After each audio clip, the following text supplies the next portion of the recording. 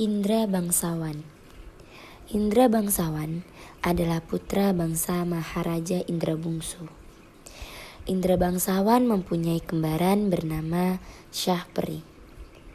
Syahperi lahir dengan anak panah, sedangkan Indra Bangsawan lahir dengan sabilah pedang. Kedua saudara ini dilahirkan dengan bekal Al-Quran dan memiliki kesaktian yang sama hebatnya. Pada suatu malam, Maharaja Indra Bungsu bermimpi melihat putri-putri cantik yang memainkan alat musik buluh perindu. Ayah berkata, "Siapa putri-putri cantik yang memainkan alat musik di mimpiku?" Sang raja keluar dari kamar dan memanggil anak-anaknya untuk ngumpul di ruang keluarga dan menceritakan mimpinya tersebut. Sang raja pun menceritakan mimpi-mimpinya kepada putra-putranya. Setelah raja menceritakan mimpinya, Maharaja Indra Bungsu memerintahkan putra-putranya untuk mencari tahu apa yang ada di mimpinya itu. Setelah menyiapkan rencana, Indra Bangsawan dan Syahperi menyiapkan 2 kendaraan, lalu pergi ke hutan untuk mencari apa yang dimaksud mimpi sang ayah. Indra Bangsawan dan Syahperi sudah sampai di hutan di perjalanan menuju keberadaan Putri Ratnasari. Dan mereka terpisah akibat hujan badai. Syahperi sampai di negeri yang bernama Tabrahe. Syahperi kebingungan terpisah dengan saudaranya dan pergi mencari tahu saudaranya Indra Bangsawan. Syahperi berkata, "Ya Tuhan, aku harus mencari saudara aku kemana lagi? Tempat apa ini?" Syahperi terus berjalan menelusuri hutan yang sangat lebat. Setelah Syahperi menelusuri hutan selama kurang lebih setengah jam, setelah akhirnya Syahperi menemukan sebuah pohon besar dan istirahat sejenak di bawah pohon tersebut. Syahperi berkata, lebih baik aku istirahat di bawah pohon ini. Sepertinya aku akan tidur sejenak dulu. Setelah itu melanjutkan perjalananku lagi." Syahperi pun tertidur sangat lelap karena kelelahan dalam perjalanan mencari saudaranya selama 25 menit. Kemudian Syahperi merasa terusik tidurnya, lalu dia pun segera terbangun. Lalu Syahperi terbangun dalam tidurnya untuk melihat siapa yang membangunkannya. Syahperi berkata, "Ratna, kenapa kamu ada di sini?" Ratna menjawab, "Aku sedang bersembunyi di dalam hutan ini. Aku takut nenek raksasa itu datang dan menyantap aku hidup-hidup." Ratna pun menceritakan apa yang terjadi pada dirinya. Syahperi pun ibah.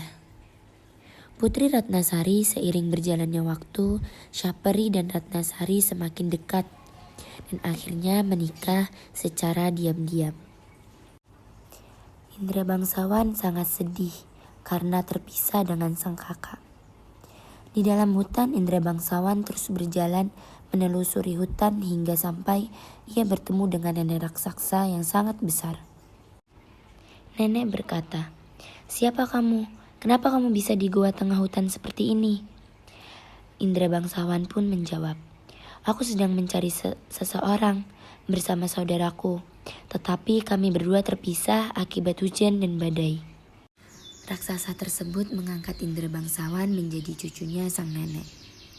Raksasa bercerita bahwa negeri tempatnya bersamanya ini bernama Antabrata, di bawah kekuasaan negeri Antabrahmanan. Raja negeri tersebut, Maharaja Kibar, takluk kapan burasa dan harus membayar upeti berupa anak-anaknya. Jika Maharaja tidak memberi anaknya sebagai santapan, anaknya dan negerinya akan dihancurkan. Dan Maharaja memiliki putri bernama Putri Ratnasari Wulan. Sang putri menangis memikirkan dirinya yang akan dijadikan santapan kepada Buraksa.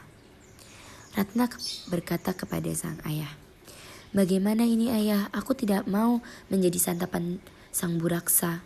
Ayah pun menjawab, "Kan ayah tidak ada pilihan lain." Pada akhirnya tuan mata Putri Ratnasari pun sakit.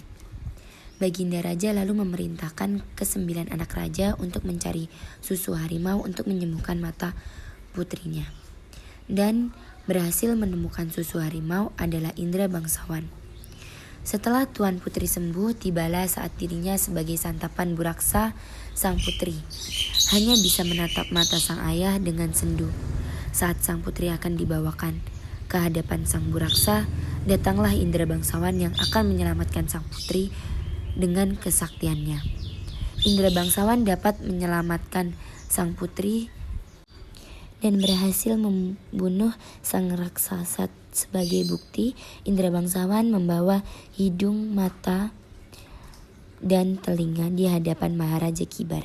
Sesuai dengan janjinya, Maharaja Kibar menikahkan Ratna Sariwulan dengan Indra Bangsawan yang telah kembali ke wujud semula. Dan setelah itu ia bertemu dengan Syah Peri. Ratna. Terima kasih Pak Bukhari. Maaf mengumpulkannya amat sangat telat. Tapi Pak Bukhari.